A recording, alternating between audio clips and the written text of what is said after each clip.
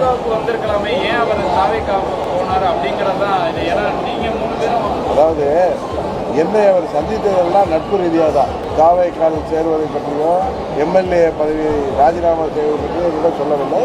எங்கள் கட்சியில் அவர் ஏன் சேரலைங்கிறது அவருடைய தனிப்பட்ட விருப்பம். நீங்கள் அண்ணன் செங்கோட்டையன் அவர்கள்ட்ட தான் கேட்கணும்.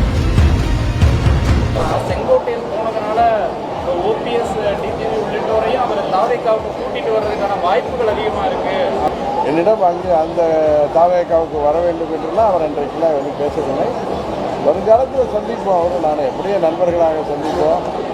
அப்பொழுது அவர் என்ன சொல்றாருன்னு பார்ப்போம். நல்ல நண்பர்.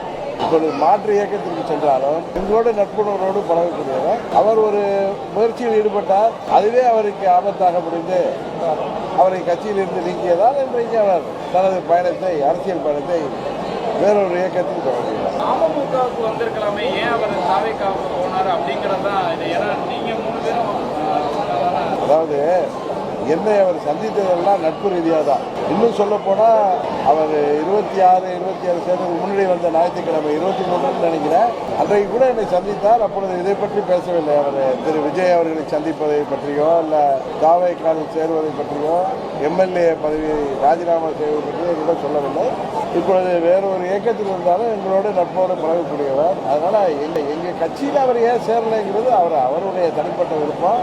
நீங்கள் அண்ணன் செங்கோட்டையன் அவர்கள்ட்ட தான் கேட்கணும். சார், குறிப்பாக அரசியல் விமர்சகர்கள் என்ன சொல்கிறாங்கன்னா, செங்கோட்டையன் போனதுனால ஓபிஎஸ் டிடிவி உள்ளிட்டோரையும் அவர் தாவேக்காவுக்கு கூட்டிட்டு வர்றதுக்கான வாய்ப்புகள் அதிகமாக இருக்கு அப்படிங்கிற. கூட்டிகிட்டு வர்றதுன்னா என்ன சொல்கிறீங்க? கூட்டணிக்கு அழைச்சிட்டு வர்றதுக்கான வாய்ப்புகள் அதிகமாக இருக்கு. நான் உங்களுக்கு 3-4 மாதங்களுக்கு முன்பே சொல்லியிருக்கேன், சில கட்சிகள் நாங்கள் கூட்டணிக்கு வர வேண்டும் என்று.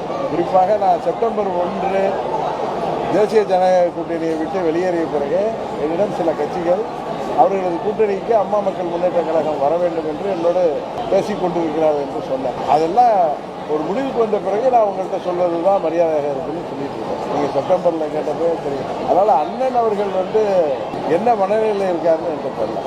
அவர் என்னிடம் அங்கு அந்த தாவேக்காவுக்கு வர வேண்டும் என்றெல்லாம் அவர் அன்றைக்கெல்லாம் வந்து பேசவில்லை.